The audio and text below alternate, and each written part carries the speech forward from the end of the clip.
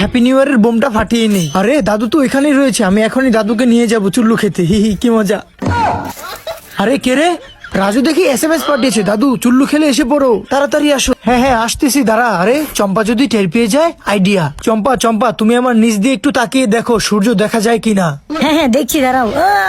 চম্পা চম্পা, আমি ডাক্তারের কাছে যাচ্ছি তোমার জন্য, দাঁড়াও আমি এখনই আসবো। ডাক্তারের কাছে যাচ্ছ না, কোথায় যাচ্ছ আমি জানি, দাঁড়াও তোমাদের মজা দেখাচ্ছি। আমার এই তীরের সাহায্যে তোমাদের আহত করবো।